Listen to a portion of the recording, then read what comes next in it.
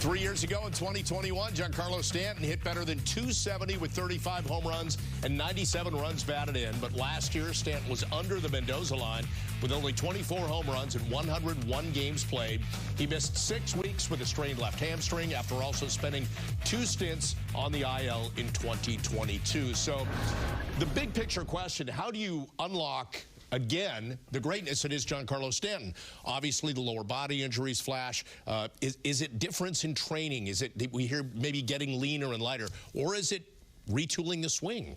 Yeah, I think it's the latter. I think it's retooling the swing. I mean, you could say that Giancarlo Stanton might come into camp leaner.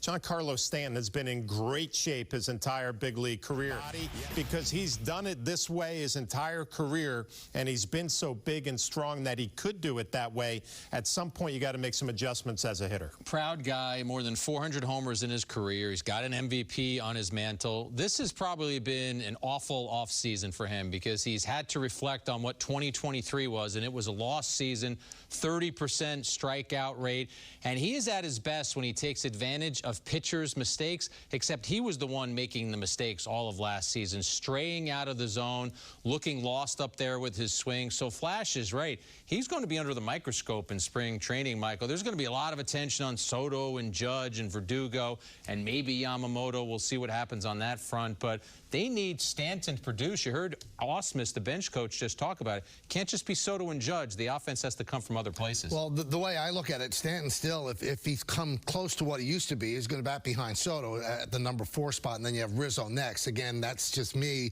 the way I would make up the lineup. The thing that concerns me, it was painful to watch him last year. It was painful to watch him run.